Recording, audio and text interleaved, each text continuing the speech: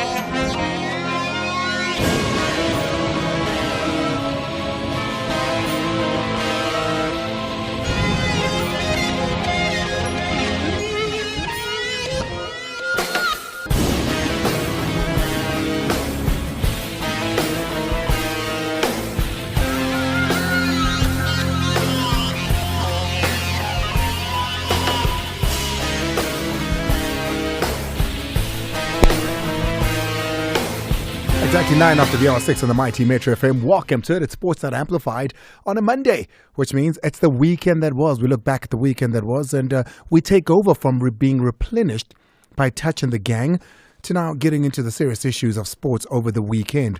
The big talking point, two of them, we're going to be tackling. We're going to be going to Europe, we're going to be going to France, but also we're going to be going to Senegal. No, it's Tunisia. We're going to be going to Tunisia.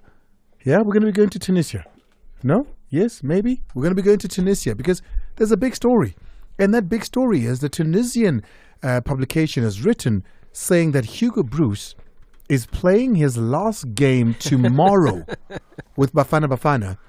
And shortly after that game, he will be tendering his resignation and moving to go and coach Tunisia. Mazala Mulefe, as per usual on a Monday, part of the three wise guys. The third guy not here, Anna content. So that's the big one. You know, is the coach, Hugo Broos, going to be leaving Bafana Bafana after tomorrow's game to go and work for the Tunisian Football Association and coach Tunisia? There's a lot of pros here. The coach has mentioned Tunisia before, saying they are interested in him. We know that Tunisia are interested in the coach. Tunisia, by way it is not so far from Europe, which would tick one of the coach's boxes to be close to home, correct? Yeah, that's correct. He has said he wants to be closer to home, yeah. He's got grandkids that he enjoys spending time with. He is a bit lonely here in South Africa because, you know, he did come alone and not with the team. He initially came with someone, but, you know, he's left alone now as far as his contingent is concerned. Yeah. I'm going to give you the lowdown of this. I'll tell you what it is. And if I am wrong, listen, for a week here, you can call me whatever names you want. Are you saying the coach is leaving? I'm going to tell you exactly what it is and what it isn't. Okay. And I'll even tell you what the journalist, how that story even came to be. There we go. It's 11 after the hour 6. That's what we're going to be doing. And then we're going to be crossing to Omar Khedr. Good friend of the room, of course, is Omar Khedr. We're going to be speaking to him about what's happening as far as international football is concerned. And the F1. Don't forget, the F1. Hotspot Nyana Antona? Jan, when you've got the power to connect with prepaid LTE. Yeah? I'm talking sports highlights while you pay shops in more. Streaming your way to the front of the voting queue. And get this, 100 gigs goes for only 399 rand. Also a sales agent when a man. No, it's just I just don't want to be a hotspotting agent wire. Anyone can stay connected for less while on the go. Here's to the next 30 years of giving you more for less. Deal available only on SA's most reliable network. T's and C's apply. Further together, Vodacom. Seize the chance to win your share of 2 million rand every month with Spinner Zonke prize drops. Stake 2 rand or more on selected pragmatic play games every Tuesday and Thursday between 8:30 and 10:30 p.m. Hollywood Bets. Take a spin with us. T's and C's apply. Hollywood Sportsbook is a licensed betting operator. Hollywood Bet supports responsible gambling. No persons under the age of 18 years are permitted to gamble. Winners know when to stop. South African Responsible Gambling Foundation toll-free counseling line 0800 006 008 or WhatsApp help to 076 675 0710. So, you've reached a T-junction on the road. You can go left or right. Within 32 days after receiving an RTO traffic fine, you can pay the fine and get a 50% discount. Pay in installments, nominate the driver responsible, make a representation, or elect to be tried in court. To learn more about the Administrative Adjudication of Road Traffic Offences Act and your rights and options as a motorist, go to rtia.co.za. Change the way South Africa drives. RTIA, giving you peace of mind on the road. Baby Gugu's story has a world of opportunity ahead of it. Her first meal, her first steps, hating avos, her fear of moths, graduating, Mr. Wrong, heartbreaks, Mr. Right, her first apartment, kids, grandkids, and every moment in between. And just like Gugu's story, we believe there is something special about yours, and we invite you to write it with us. Your story matters. ABSA. An authorized FSP and registered credit provider. Hashtag the weekend that was. That is the final whistle. On Sports Night Amplified with Andile on Metro FM. Proudly brought to you by SABC Sport. It's 13 after the hour 6, about to go 14 on the Mighty Metro FM. Welcome to it. It is a Monday where we say, what does it tell me? What a week it was. Yeah, what a weekend it was. The weekend that was. There we go. The weekend that was. Mazola's with me. He's 1/3 of the 3 wise men. The third one, Davik, not here. Only one game really in South Africa that South Africans watched, and that was the Bafana Bafana game. Not the best of games. I asked on Twitter with 15 minutes to go if I'm going to miss anything if I fall asleep, because I could feel that I was falling asleep, and I did. Mandora, South Africa 1-1. Not a team to draw with, but when you look at what Hugo Broos was doing in that game, perhaps we could get what was going on. We're going to speaking F1 as well. There was a celebration like you couldn't understand about the top 3 in this weekend's Grand Prix. Are people, and by people I mean those that were there, and perhaps you, are you tired of seeing the same winners at Formula One? Are you tired of, the Max versus Hamilton row, which doesn't seem like much of a row at the moment, by the way. It's all a Max Verstappen show, and if you ask me, he's going all the way, even this season. Are people tired of the same mundane thing in Formula One? Because the celebrations, maybe it's because, Carlos Sainz of what he had to do and what he had to get over in order to get into the car and win. But it felt personal. It felt like people are a little bit, done with the same winner. They want a competitive F1 again. So we'll get into that. And then there was international football. The game that I watched the Netherlands play. I think the Netherlands are going to be a good team over the next 2 years. That's going to be a team to watch going into the World Cup in 26. Brazil versus England, a huge celebration for that Brazilian team beating that English team. Not by the margins that I thought, though. Not by the margins that I thought. So that was another game that was pretty cool. And France as well. That French-Germany game. What a game that was. We'll get into all of that. Firstly, he's here. Mazala Malefa. Mazala, what do you have first? Yo, a lot, Andile. Obviously, we're going to start with that, the rumors. You say you have the backstory of Coach Hugo Broos and the Tunisian links. It's not the first time that it's come up. The coach spoke about it while we were at the AFCON, spoke about it just last week. And again, this morning, fresh news that he's apparently penned a new deal with the Tunisian Federation. And then Coach Pitso Mosimane, or should I say Dr. Pitso Mosimane. We'll get into that story a little bit later as well. And then we reflect on, some of the players who graduated from that PSL transition program. Ramahlwe Mphahlele, Thabo Moloisane, and Daniel Ekpe. They focus on their teams and how they are doing respectively in the DStv Premiership with 10 games to go. All right, we'll get into all of that and more. But firstly, we're going to go all the way to France, where Omar Khedr, a friend of the room, is in France. Hey, buddy, welcome. It's been a while. Welcome to the show. Ooh, Timmy's going to have to get back for Omar Khedr with that one. He was watching international games over the weekend, just catching up with what the world has been doing in this international break. Omar, I know he was in France watching the France versus Germany game, but it's not just that game. It was a couple of games that were quite cool. Brazil defeating England by 1-0 at Wembley Stadium. Teenage sensation Hendrik scoring the only goal of that match. He's only 17 years old, huh? Whew. 17 years old. Lonalere is some 20, 21, 22. Not, how old is Mayo? Maybe not ready. What? Mufukeng, maybe not ready. 17-year-old playing at Wembley, scoring against England for Brazil. Unbelievable. Unbelievable. It wasn't the greatest of games, I must be honest. Maybe I expected a little bit more from that. And then there was the Bafana Bafana game as well. Nigeria-Ghana. That was another game over the weekend. So we'll touch base with all of those. Do we have Omar back on the line? We don't have Omar back on the line. While we try to get a hold of Omar, let's perhaps get into one of your stories, Mazola. Pitso Mosimane, are you saying doctor? Yeah, Dr. Pitso Mosimane. The coach has been given an honorary doctorate by the University of Johannesburg. My understanding is that obviously this had been in the works for a couple of weeks, and there will be even more formal sort of announcements and reactions.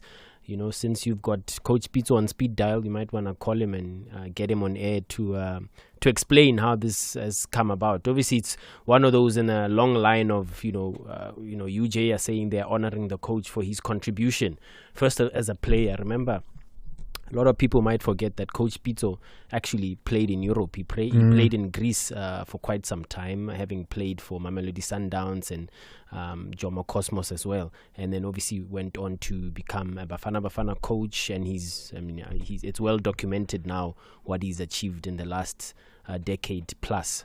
So we wait for that. We wait to hear from Coach Pitso reacting on this doctorate that he's received from the just around the corner from University of Johannesburg. But what I want to dive into, Andile, especially since you've got the scoop, is... Hold on, is he the first, Pitso? Dr. J is a doctor, right? Dr. J is a doctor? Jamason. Yeah. He's got an honorary. I think he's got an honorary doctorate as well. There's quite a few in football. Obviously, honoraries. The names escape me at the moment, but I think, you've got a Dr. Ivan Koza. No, I'm talking about former players. Oh, you're talking about former players. I can't think of another one. I can't think of a player. I can't think of another one. Dr. Jamason, we know. Yes. Dr. Kumalo. It's 19 after the hour 6 on the Mighty Metro FM. Omar Khedr, a friend of the room, UEFA accredited football journalist and founder of Omar Sport TV, now joining us on the line. Omar. Hi, Andile. How are you, sir? I'm fine, and you? I'm good. Is that you playing with little Messi there? Yeah, not little Messi. It's the older Messi, actually. Oh, is it the older Messi? You got a house full of Messis. Listen, Omar, what an exciting weekend of sport as far as international games is concerned. I want to go to Europe, where you were, where you got to see some of those games. But firstly, let's perhaps start in Africa. Nigeria, after the Africa Cup of Nations, they've got a lot of rebuilding to do. They've got a lot of acquaintance to do with their new coach playing Ghana. Talk me through that. Interesting one. A breath of fresh air after, despite reaching the final of the AFCON, a lot of us were not very happy with the style the Nigerian team employed at the AFCON. Traditionally, Nigeria always dominates, plays exciting football. Imagine against South Africa. With all due respect, the game against South Africa was the poorest Nigerian game against South Africa we've ever seen. For the first time, it wasn't that South Africa was good? So you think Nigeria was poor, South Africa wasn't good?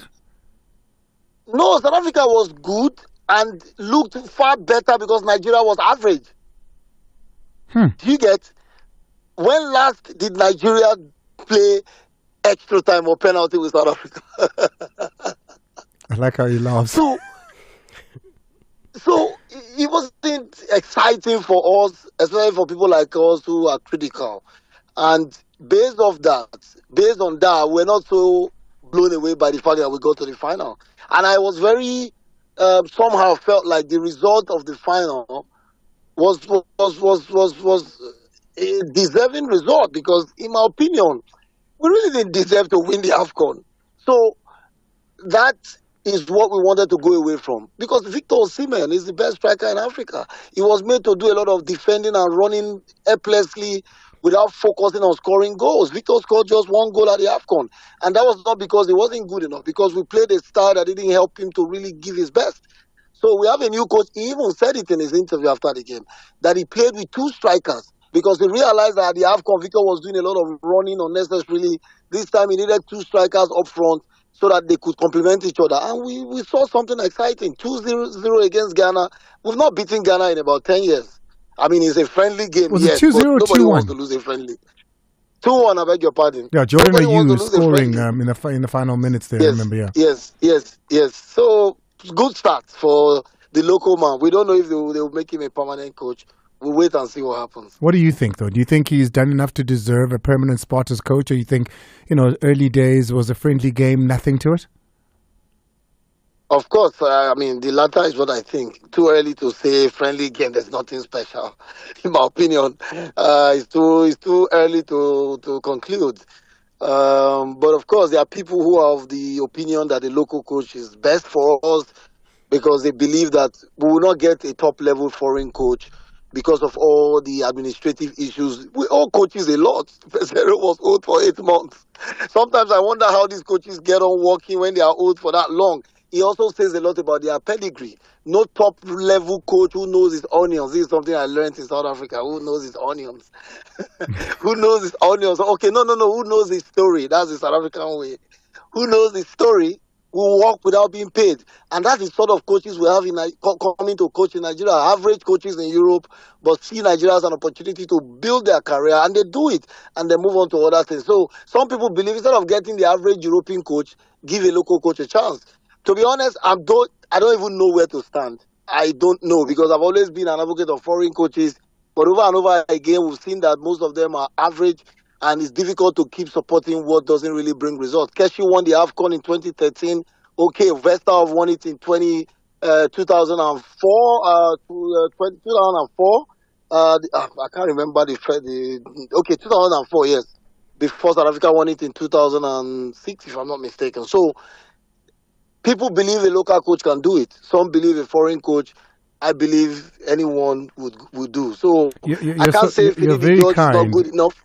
You're very kind to give South Africa 2006, but you'd have to go back to 1996 instead to get that honor. Yes, 1996. Thank you. I wanted to actually say 94. 94, 96. Yeah, 94, 96. Thank you.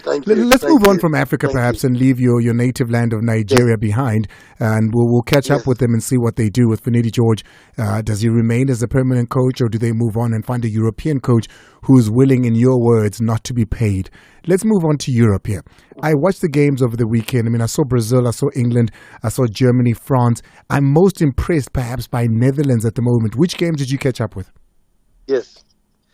I saw all these games as well. Netherlands against Scotland, very impressive performance. Saw a lot of very interesting players. Of course, the usual names like Memphis Depay, Van Dijk, and the likes. And of course, the young guy from Juventus, I saw him for the first time playing for the Netherlands. And of course, Frimpong, who is doing very well for Bayer Leverkusen, right back, scoring over 12 goals already with over 12 assists. I wanted to see what he does in the orange colors, and it was, of course, very spectacular as well. Portugal, I think Portugal also had a very, very interesting game. I think they beat Sweden without Ronaldo. That was also very interesting to see.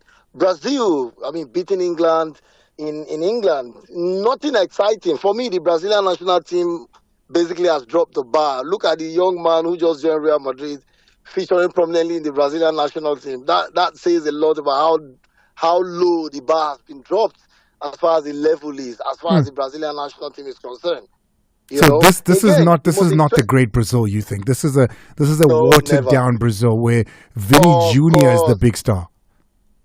Exactly, and it has been a progressive retrogression from 2014 actually, when Germany spanked them 8-2 in Maracana. Yeah, 2014, huh? Brazil 2014. Yeah. 2014, and since then they've been on a downward spiral. And I'm sorry, they're not even making things better. Anybody who scores a goal in Europe, they invite him to the national team, and there's really no competition anymore in the national team. But let's not forget about Germany, bro. The German national team seems to be on its way back. That win against France at home says, it means a lot for a country going through a whole lot as far as football, the national team is concerned. All of the crises currently with even them with them dropping Adidas, a German manufacturer for Nike, causing all the political problems in the country. There's been crisis in German football generally, and the national team has been a huge epitome of the crisis in the football in the country. But that win against France helps a lot to build confidence, leading to the European Cup that they will be hosting in their country. That was a very massive win, and I think it will help them going forward. Omar, we see rankings, and rankings are done over a period of time. Right now, if you were to say, top 3 countries in the World Cup is still a bit far away. People can still, strengthen their teams, and you can still people pick up their socks. But I've got the Netherlands down in my top 3. I'm looking at this English team, and it's looking really, really good. And I've still got France pitted. I'm not sure where Spain fit. In if you had to just put a dipstick in European football right now, who's the kings at the moment? I still think France. With a player like Kylian Mbappe, a host of top-level players like the Real Madrid crew of Tchouameni and Camavinga, Thuram, the son of Thuram who plays for Inter Milan, Ousmane Dembele, it's a very solid squad, the French squad. They reached the final of the last World Cup. I don't think they've departed so much from that. And forget the defeat to England, to Germany, it's a friendly. But of course, you can't look beyond England. Yeah, but the Euros are in June, and that's why I'm asking all of this. We've got the Euros in June, and we're going to be seeing the best of Europe. And I watched the Germany-France game, and I wonder if France are going to be able to, to carry that through. When you look at the countries they've got to play in the Euros as well, I don't know. Yes. I think that we'll see a really, really different France when the tournament kicks off properly. With a player like Kylian, there's always competition in that team. I think that France is in my top 3. France, the Netherlands, of course. The third one will be England. These 3. It's Spain. Spain doesn't look it.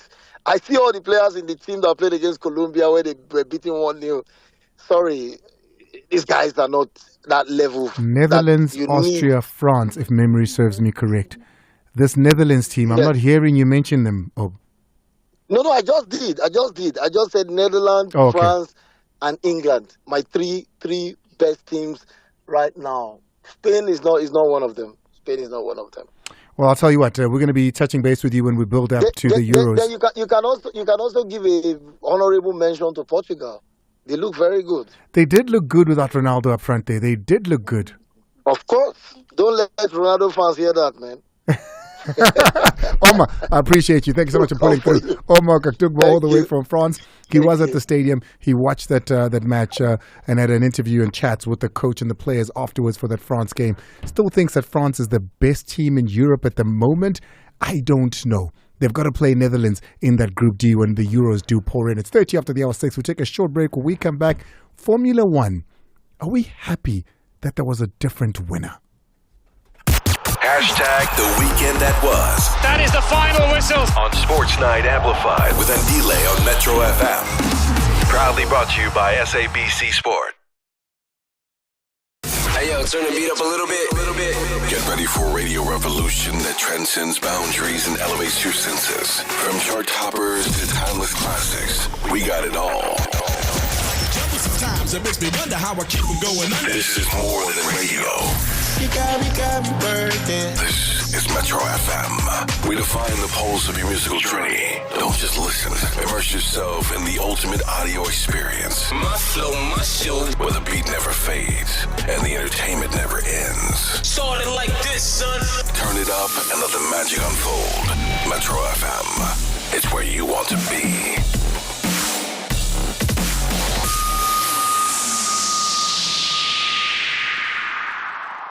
Podcast Friday on Sports Night Amplified with Ndile on Metro FM. Let me start with Pro Pilani perhaps. I'm surprised we're having conversations about whether Hugo Broos stays or not as a nation, but as far as Safa is concerned and their stance, Dr. Jenny John says we want him to stay. There's absolutely no need for us to panic and start looking for another coach. I feel Hugo Broos needs to remain in the team to take us to the World Cup. Nadim? Yeah, definitely he needs to stay. For me, this is one of the best Bafana Bafana team I've seen playing in a tournament. The coach needs to fight for qualifiers for the World Cup in USA, Canada and Mexico. Mark, my worry is not on whether we want to keep him, but whether he wants to stay. Yeah, I concur. I think the question is really whether he wants to stay. We should be begging him, in essence, to stay and, continue the work that he's been doing. And where they are right now, we couldn't ask for better. 6 to 7 p.m. Hashtag the weekend that was. That is the final whistle. On Sports Night Amplified with Ndile on Metro FM. Proudly brought to you by SABC Sport. A big shout out to Mafa, Max Mapunyane, listening on the show. And he says, hey, listen, the Chile versus Spain was also good. I must be honest, Mark. I must be very honest. I'm not seeing Spain being dominant in world football or European football. They were beaten by Colombia, were they not? On Friday. They were beaten 1-0 by Colombia with Spain. So I don't know. I don't see Spain, doing any wow in the Euros. I think they've got a long way. They've got a long way to go. It's exactly 33 after the hour 6. Muslim Leif is going to be coming on. We're going to be speaking about Hugo Broos. Hugo Broos and the Bafana Bafana saga. Is tomorrow his last game? Is he out of Bafana Bafana? I'm going to put my neck on the line. I'm going to put it on the line in just a few. But firstly, we need to go overseas once again because a big story. Ben Hunt is going to be talking to us about all things Formula One. Ben, thank you so much for joining us and welcome. Oh, Timmy doing his things there. Yeah? Timmy doing his things. Well, Mazola, give us an opportunity to get yet another one of your stories out. Should we go to Hugo Broos or not yet? No, not yet. We'll do Hugo Broos. Yeah, we'll do Hugo Broos. No, let's reflect on, as I said, last week had a chat with a few of the PSL players who graduated from Gibbs through that PSL transition program. And here's Ramafem Pahlele asked specifically about Amazulu, how they've been doing under coach Pablo Martin. And he says the coach needs a little bit more time. We've got a way now of playing. We've got a structure. It takes time. Football takes time. It's not just a toss of coin and then things are good, And I just hope they give him a little bit of time to work on the team and support him. Well, time. I don't know if he has it because... what is it, 10 games? Yeah, 10 games to go. The president is quite an ambitious club owner, obviously, especially the year that he took over. Sandile Zungu, Benny McCarthy finished runners-up to Mamelodi Sundowns, got them into the Champions League. But Amazulu are through to the quarterfinals of the Nedbank Cup, and there's still a chance, obviously, with 10 games to go to make it into the top 8. So let's watch that closely. But Coach Pablo, only in his first season in what I believe, a 3-year contract. We'll watch that closely. Should I go into the next one? Or nope. we try? We'll get into that. We'll get into that. Right now, I need to cross over to Ben Hunt, Formula One correspondent for The Sun, and of course, an international man when it comes to all things sports and news, a columnist with over 20 years of experience in reporting, qualified sports writer too. Ben, thank you so much for joining us and welcome to the show. Thank you very much. Thank you very much. Listen, before we even go to because I want to go straight to what I experienced and couldn't quite understand, and I explained it to myself as people are tired of the same winners in Formula One. Seeing the winner being crowned and seeing the podium looking the way it did, it seemed like there was a celebration, and not of Max and Hamilton not finishing necessarily, but of seeing somebody different on the podium. Yeah, I think that's what it was. I mean, the moment that Max Verstappen retired from the Australian Grand Prix, there was a really big cheer, and it's unusual for Formula One fans to be like that. I think we see fans like that in football, where you're behind a particular team, then you do cheer when your opposition concedes a goal as a player sent off. But this was unusual. I think it was more of relief more than anything else. Nothing against Max and what he's achieving, but the fact that he was out so early on meant that we were going to have a different winner, which was kind of a breath of fresh air for everyone. But we're going to speak about Mercedes, though. Gee whiz, they've got to be going through the worst period of their time. both cars, not able to finish in that race there. Lewis Hamilton, many asking, is his heart still in it even? But knowing him and the professional he is, as somebody who's had the conversations with him, what do you make of what's going on, firstly at Mercedes and then with Lewis? Yeah, especially with Mercedes, there's a problem there in the sense that they've had a brain drain. So a lot of the top staff have been recruited elsewhere, Red Bull and Aston Martin, and so there's a little bit of a gap between, you were talking about managers earlier on, in football, and it's the same with Formula One. If you lose experienced people from your team, then the difficulty is that you're not going to be as strong all round. It doesn't matter what drivers you have in the car. If you haven't got a strong design team working for you, then that car's going to be no good. And unfortunately, that's the situation that Mercedes now find themselves in. They've had 3 years now of cars that aren't good enough, consecutive races to deliver, threaten to win. At the moment, Lewis is saying that this is the worst start that he's had to a season. He's currently ninth in the Drivers' Championship, and of course, the bigger thing is not only is it not performing, but we've also got reliability issues, and that's a big concern. His heart is definitely in it, but I do think that him moving to Ferrari is definitely the right thing to do at the end of this year, because it will not only remotivate him, it will also be, in a car that's capable, as we now know, capable of fighting for wins. So I think it's proving to be quite a clever move already, And then you got a man that is, in his own words, jobless, finishing atop the podium. Yeah, phenomenal achievement from Carlos Sainz.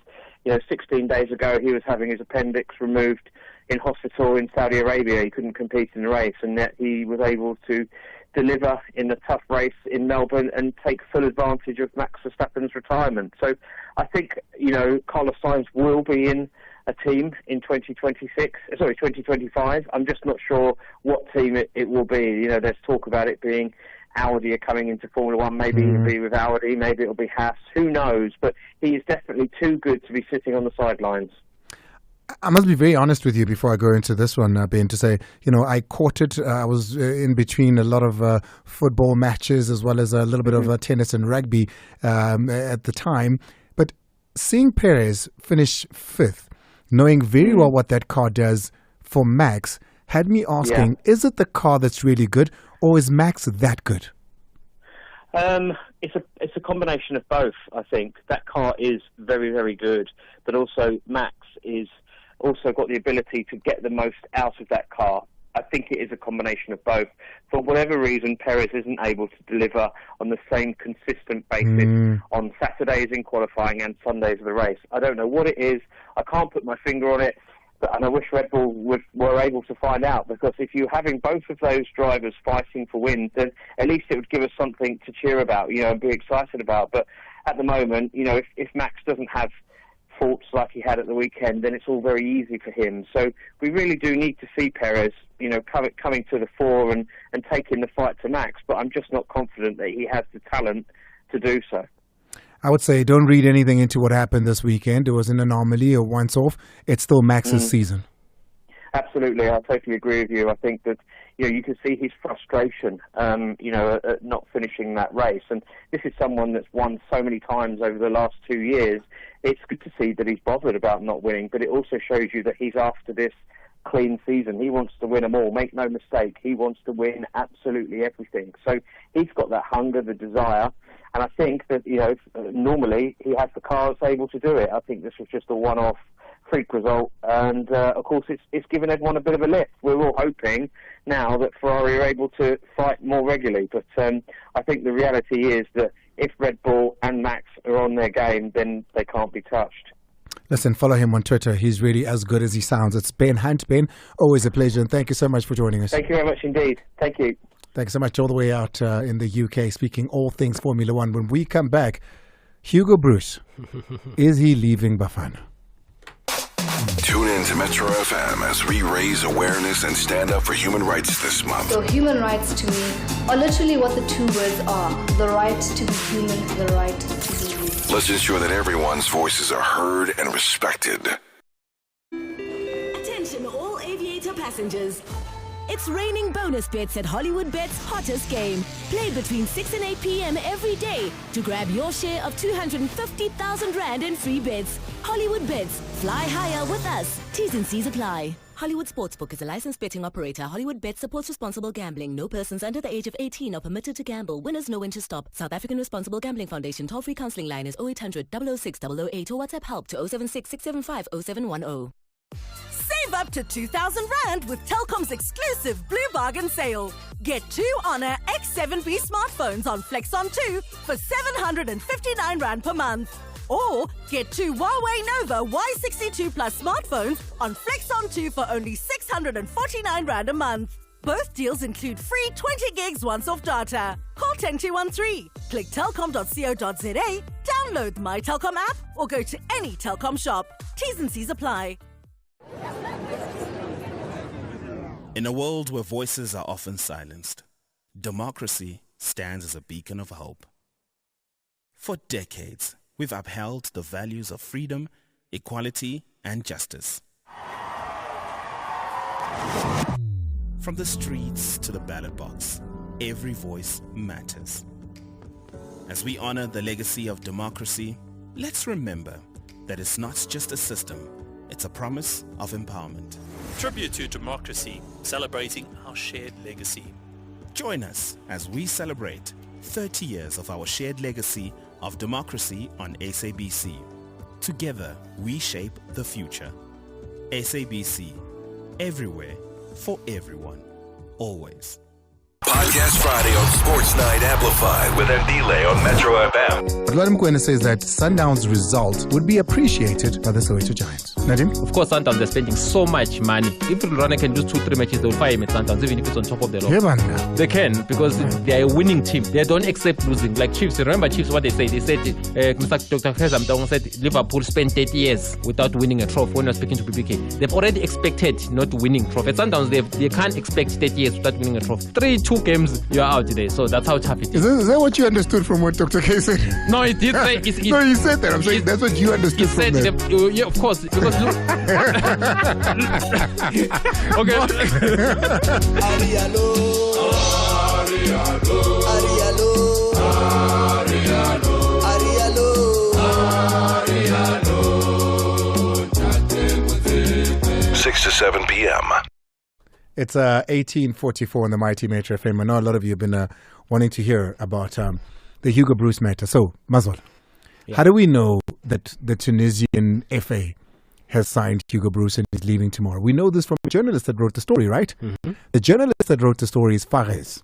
That's his name, right? He wrote it for a publication in Tunisia. And then obviously it caught wind and fire from there. It's been trending since. It's been trending since. Yeah. So then we reached out to Fares and we said, hey man, let's have a conversation about this. This is the first thing that he had to say to us, and we say, hey, you wrote the story. Tell us a little bit more about the story and your knowledge of it. Have a listen to what the journalist who wrote the story that you are seeing trend, the man that started this fire that then caught the wind of the SABC, and once we tweeted it and spoke about it, obviously it engulfed the world. Have a listen. Before we begin, I would like to thank you for this interview on your show. I'm pleased to accept it regarding to the information that Hugo Broos is expected to join the national Tunisian team. I want to clarify something. This information did not originate from our media outlet, no so, but from Mosaic FM, which is the leading radio station in Tunisia and one of the most... Okay, just pause it there. Pause it there. Pause it there. So the story that the whole country is going on about right now, written by Fares, comes from him having listened to a radio, basically listening to Andile. Yeah, he's listening to Andile Mazol on the other side. Bako Tunisia. And then based on what he heard on that radio show, he went and wrote the story. He didn't speak to the FA.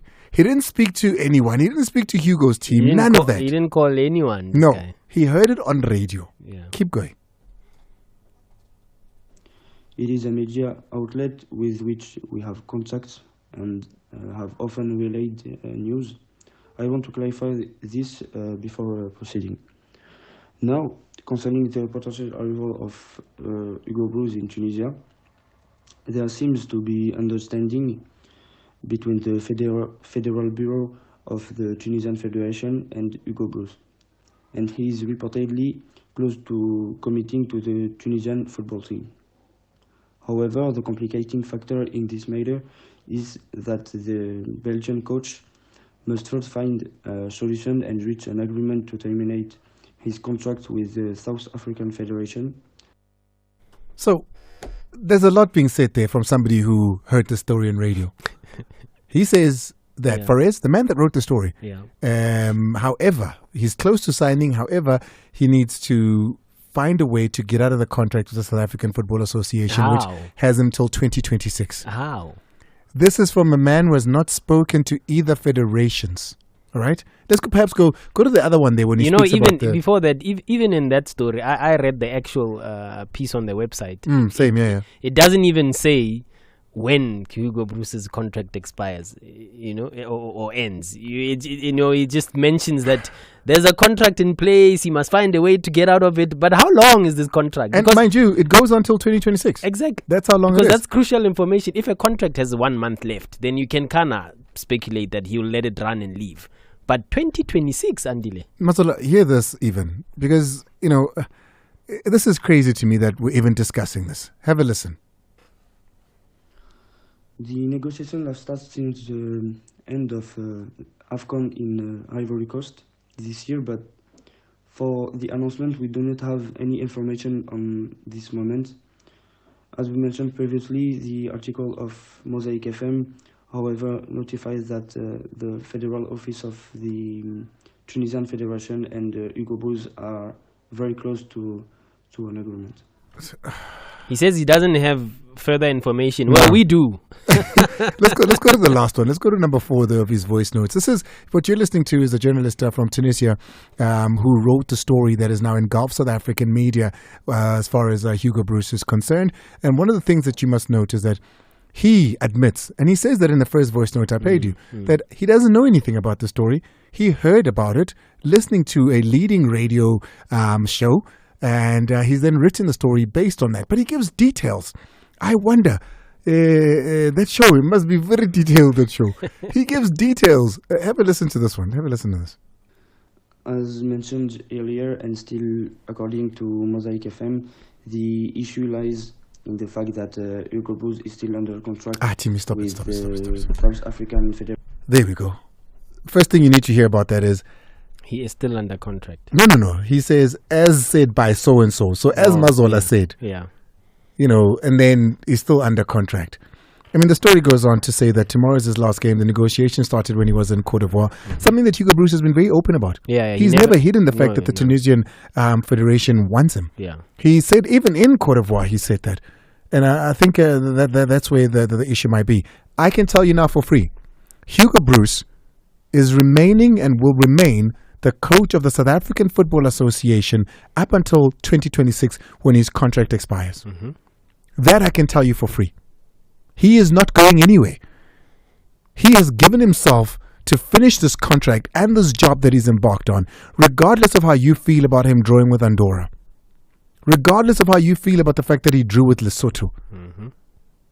This coach is determined to go to AFCON next year to qualify this national team to the World Cup. To the World Cup. Can he leave before then? Yes, possibly.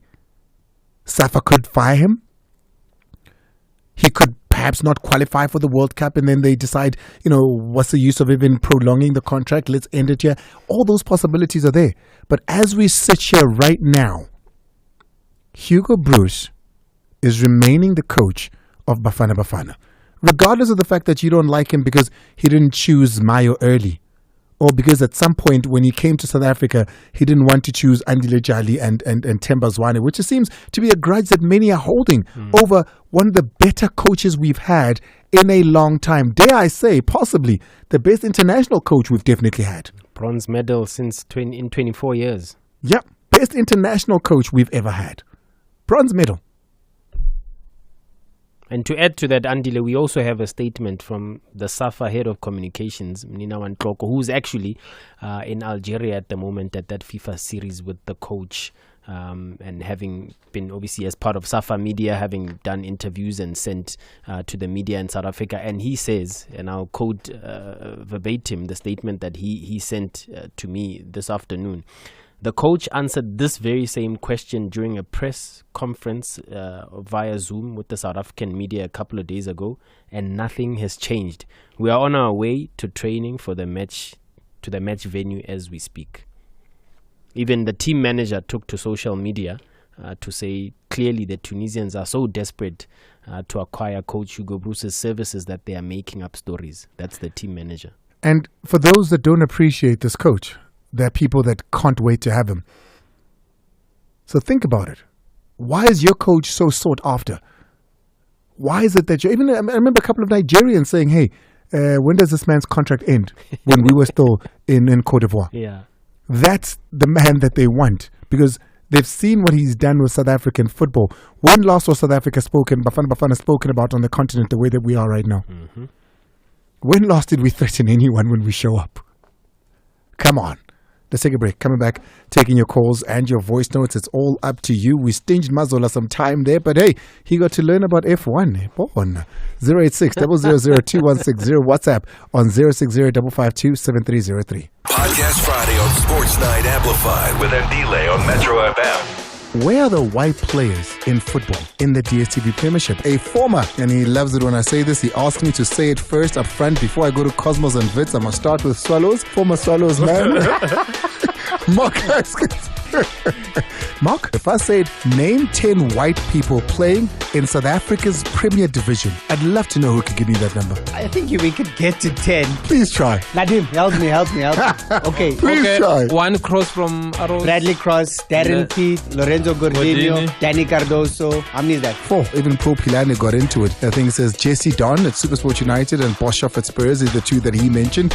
But that's just 2, Pro. If we add that to the 4, then it's 6. We still haven't made 10. Now I've got 10. No, you Googled now. I can see. No, I haven't. Are we done?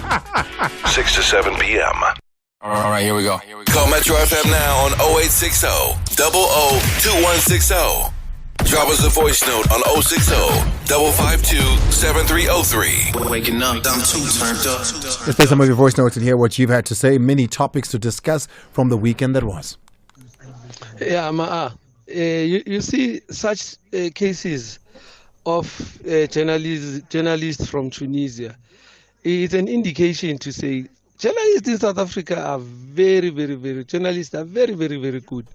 I mean, how can you just come up with a story just by, you don't investigate, you don't even, you just hear it from a radio station and then you write a story. I know that journalist, the journalism here behind a septic tank.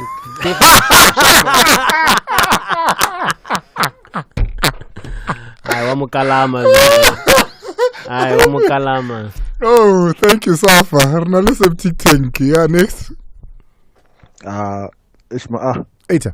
If Hugo Broos has I won't complain, but like he has done well for our nation. Like I just wanna say, like if it happens that he leaves, then we should look at bringing back Coach Pitso back to our national team. Yeah, so I think Coach Pitso, like now he's more experienced. Like he will serve us well as the nation. Yeah, I don't know. I don't know about that right now. I think let's focus on what we have. Good evening, Andy Lee. The weekend that was Brayaka. Now I'm one of those guys bakwatide in Vela for Brayaka Maxi was not on the podium this weekend, but come the 7th Chela go Japan, he'll be on the podium. Brayaka Max number 1. No, for sure. I don't doubt it. Not my favorite, but I don't doubt it. Evening, Miss Andilias, Fashion du San from Dival. Yeah, I just like to congratulate Coach Pitso Mosimane for the doctorate he got from the University of Johannesburg. Yeah, well deserved. So I have been done a lot for football, especially now with this new school of football. Yeah, it's something to applaud in the country. Yeah, I think he deserves so.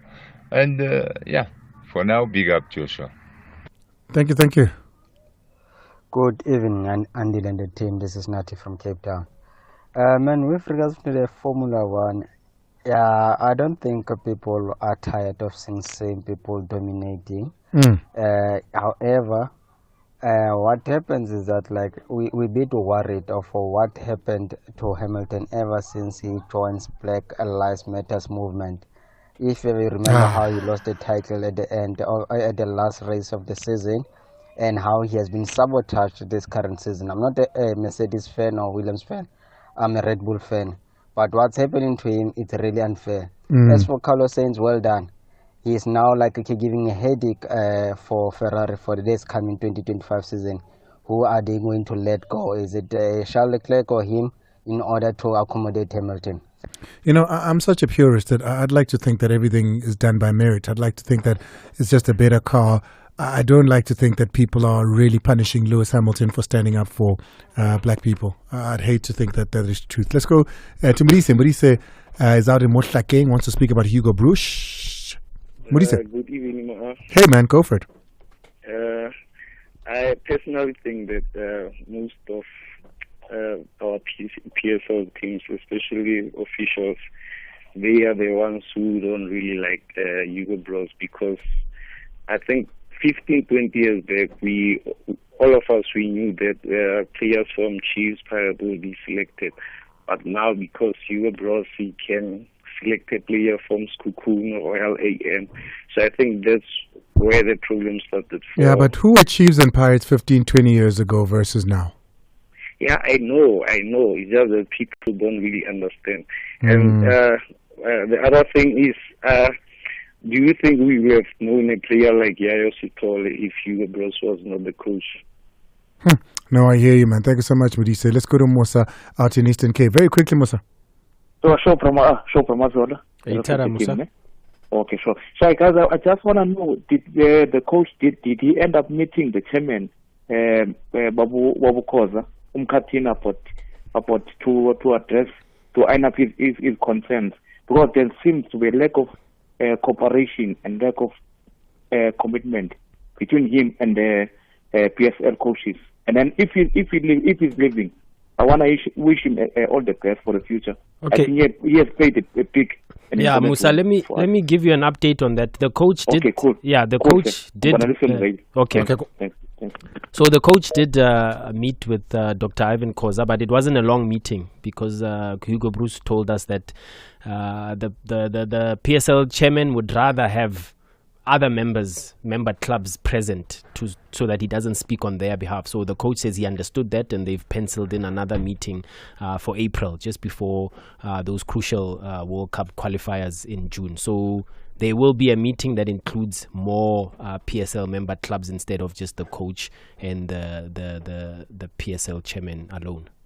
All right, thank you very much. Very quickly, Jimmy, Faith Ufitlile, bolele. I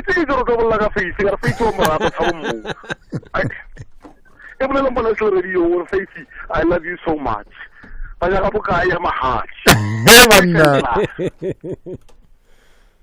Jimar. Kati journalist ele wa mazala sa yo manye bolela bolela maka ka Hugo Broos. Mela nko manya la se ke bolela ke Hugo Broos ya Kaizer Chiefs. Ke go manye. Ona ba no mazala di dine se wa tsaya. A di ma bolela maka. Ai di mazala wena me bla. No mara we take Hey Jimmy mara. Hey Jimmy.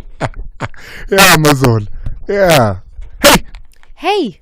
How are you? I'm very well, thanks, and you? How are you? I'm good. Yeah. Mine was good. It got me thinking about the conversation I'm about to have with you. Mm-hmm. I took my little boy, to a birthday party. Mm-hmm. My godson had a birthday party, turning 4. So, I was with a bunch of kids. And then my other daughter was going to her pom-pom training. She's in the drum majorettes of South Africa. So it was a daddy weekend. Yeah. But I met a girl at the place where I had taken my son for a birthday party. You met a girl? Have a listen. And she said, hey. I said, hey. She said, how are you? Is this your son? I was like, yeah. I was like, but I was with a bunch of kids, obviously, because, there were other kids there. So I'd taken the kids to a bathroom run. And she said, oh, Andile, I like you so much, but you have so many kids. Well, that does. What is the rule on kids? Huh? His four. mic is off. It's a good thing his mic is off. No, don't switch it on. What is the rule on girls, like, especially girls of a certain age? Younger girls I can understand, you know, who don't have their own kids. You don't, and I came to you.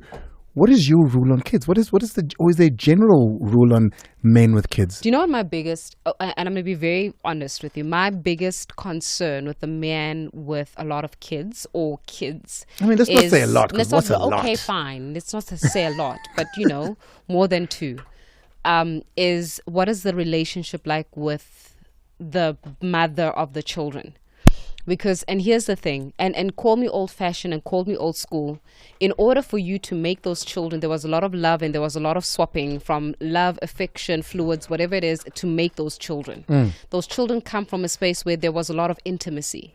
There's an intimacy that still stays with you even long after the relationship has ended, right? Okay. And you've got the product of that intimacy called the children. That's your product of love. And my biggest concern is, do you have clear boundaries in your product of love? And your baby's mothers, do they know that you guys are just in a co-parenting relationship?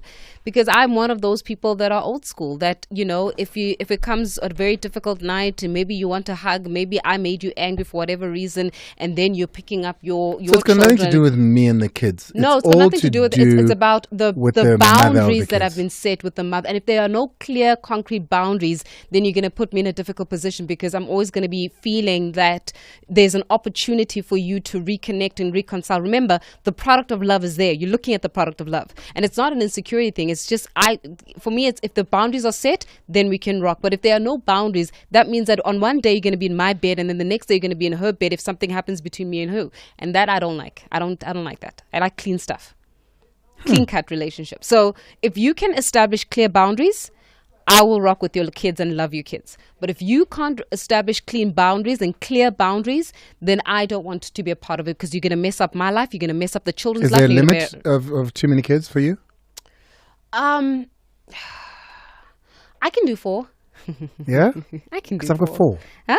Yeah, that's me, 4. Is that you? Yeah, I got 2 12-year-olds, a 3-year-old and an 8-year-old. I can do 4. Yeah? Yeah. How's the boundaries with the baby mamas though? The mothers of my children. I hate that term. Okay, so how was the relationship with the mothers? One is my children? best friend. What kind of best friend? Like, she's my bestie. But what kind of best friend? What does that mean? The kind of best friend that if I'm angry with you and me and you are not nothing okay. romantic. She's like she's become like a distant cousin. Does your best friend know that she's a distant cousin? Yeah, she's my bestie. She dates. I meet whoever she dates, and I try and make sure that I'm always cool with people she dates. But she's literally, if I win the lotto tomorrow, she's probably one of the first people I'm talking to. Yeah, you see, I'm supposed to be one of the first people you're talking to. I said one of. We're going to need to talk about that offline. Let's talk about what you have coming up. Well, this evening, we're taking a look at the Border Management Authority. They've intercepted over 270,000 people who have tried to enter South Africa illegally. Sure. The commissioner says that they were denied access to South Africa for a number of reasons. We're actually going to be in conversation with Border Management Authority this evening, taking a look at exactly what that problem is. They're going to also look at how do we manage our borders ahead of the Easter season and the Easter period. We're also going to be looking at the issue around the speaker, Nosiviwe Mapisa-Nqakula, according to court papers before Pretoria High Court, where the matter of the embattled speaker was to be heard today. It is the investigative director decided to prosecute Nosiviwe Mapisa-Nqakula. We're going to be looking at it from a legal perspective as well as a political analytical perspective. We're also going to be casting an eye on what's happening with the Justin Smith case. Please note, Justin Smith has also not been found yet. So we're going to still go into that as well. We've got conversations with the MEC of Community Safety as well in the Western Cape. After 8 is after 8 o'clock. This evening we're dealing with health matters. Health matters from a perspective of sexual health. So today is all about sexual and reproductive health, because once again we're seeing that there have been fair warnings and we're going into a period of festivity. Is around there's a newly acquired STI. There's a new STI in town. And I think it's called MSU, but there's a new STI in town and we are not careful of it. So we're in conversation this evening with the Department of Health. We're speaking to relationship coaches. We're speaking to urologists, because I mean it's going to be a big one. Yeah, it's a new kind of a sexually transmitted infection or sexually transmitted disease, and we need to be more careful. So today, Gloves are off. No pun intended. Yeah, I was about to say, well, I think you might just want to keep them on. It's 6 after the hour 7. We went way longer than we should. Dumelo, we're terribly sorry. Let's move on to Talk with Faith over the next 2 hours. It's always an interesting one. Congratulations and well done on everything last week. Big week for this show. Hope you enjoyed. Pela pela. Me. Feel the rhythm. Embrace the vibes. It's Metro FM, the soundtrack to your day. Keep it locked for non-stop entertainment with the coolest presenters and top-notch music.